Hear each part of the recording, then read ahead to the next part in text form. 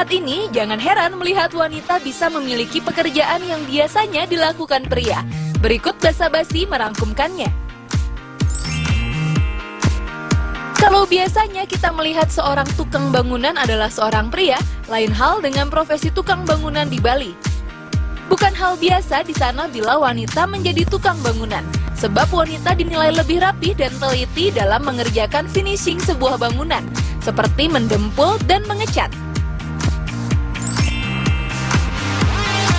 Sama halnya seperti tukang bangunan, profesi tukang beca meskipun tergolong langka, profesi yang identik dengan profesinya kaum pria ini ternyata dapat juga digeluti oleh wanita.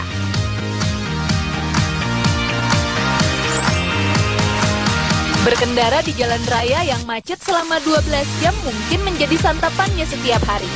Ya, ialah sang supir taksi wanita, melewati lalu lintas kota yang dipenuhi jutaan kendaraan. Selalu siap melayani dan mengantar tamu ke tempat tujuan dengan penuh senyuman. Lalu, buat kalian para wanita, masih mau bermanja-manja hanya dengan mengeluh? Yuk, keep fight!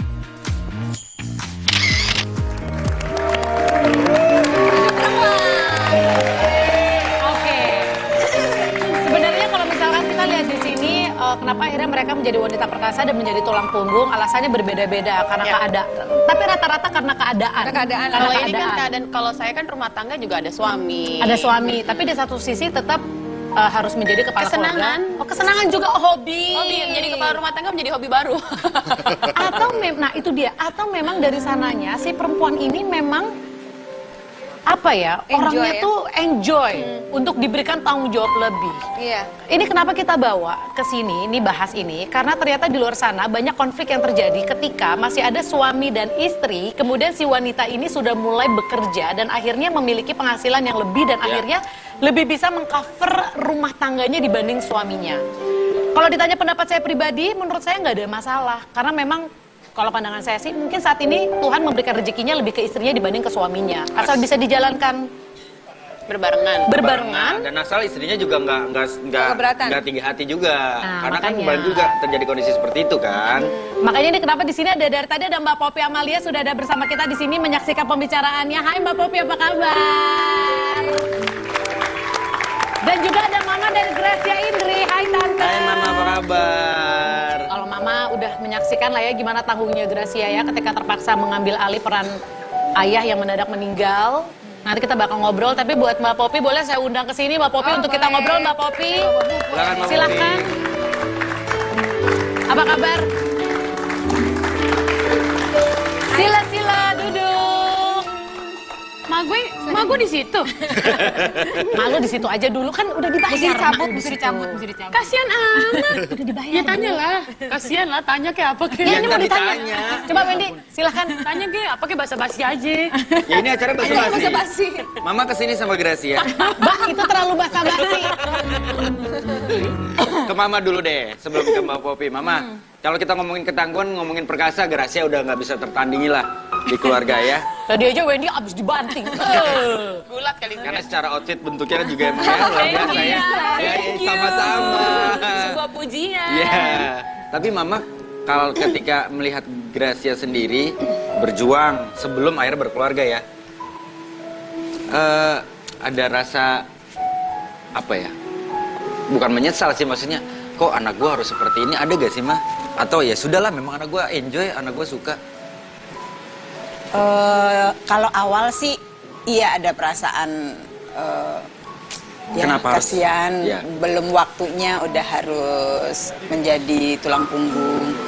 Tapi karena kesini-sini dengan segala apa yang dia lakukan, apa yang dia selalu katakan sama saya dan adiknya, jadi Mama menerima dia.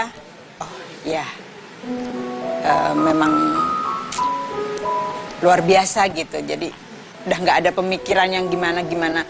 Kalau kita pemikiran kasihan, dia nggak akan maju juga untuk kehidupannya sendiri. Dan kalau aku pakai ilmu sok tahu ya Tante, justru aku ngeliat juga justru itu yang membuat sekarang Gracia Indri menjadi seorang perempuan yang kuat secara mental juga. Amin, amin. Jadi semua apa masalah-masalah yang di depan buat dia kayak ya udah dia bisa mengatasi dengan mudah karena dia sudah pernah mengalami masalah yang lebih berat yang membuat dia sekarang jauh lebih dewasa seperti itu. Nah sekarang aku mau nanya nih sama Mbak Popi nih. Entah kenapa ketika wanita menjadi tulang punggung atau wanita menjadi perkasa itu akhirnya jadi konflik. Konfliknya bisa dua nih.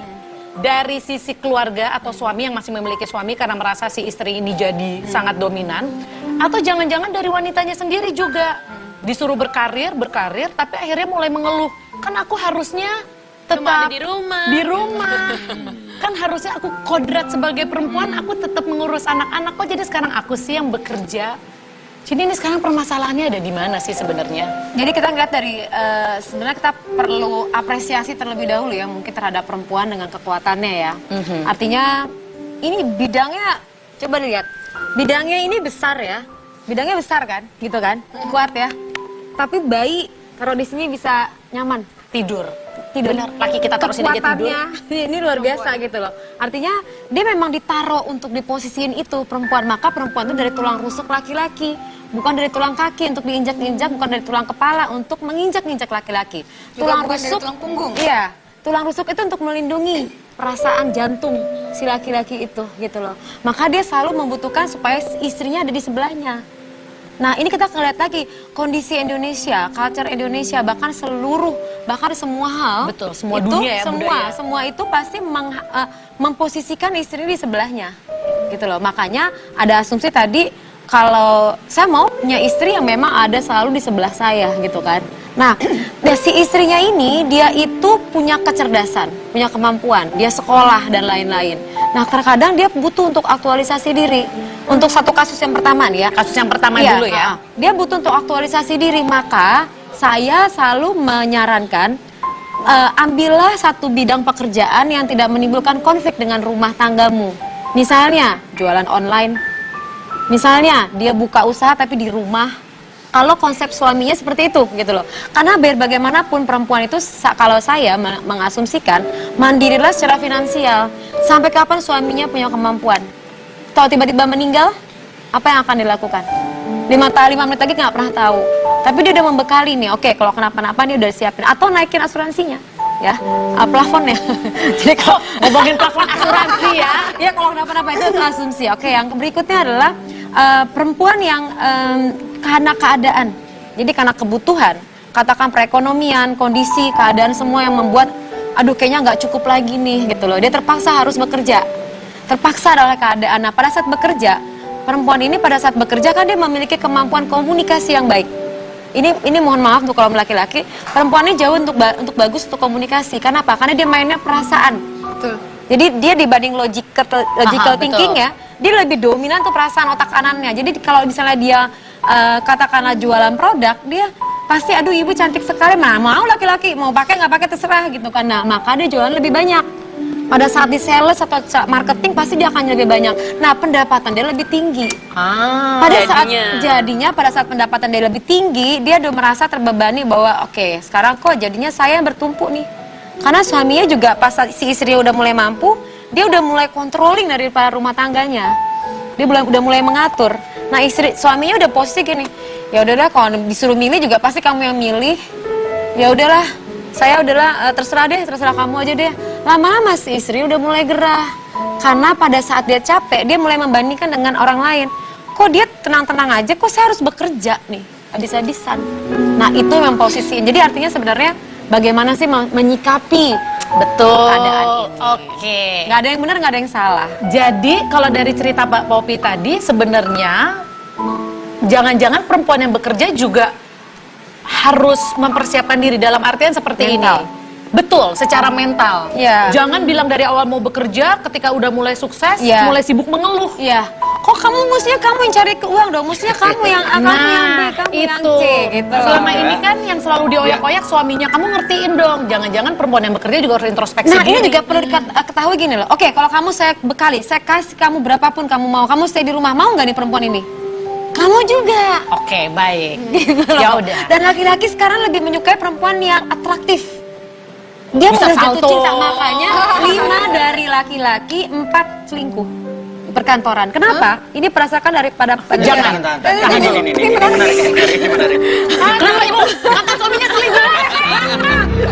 Ibu, bahasnya setiap iklan gitu deh. Jadi kita pengen cerita lagi. Ya udah kita cari tahu nanti ya, tetap dibahas. bahas di bahas sana, bahas ini. Soalnya jadi, nah.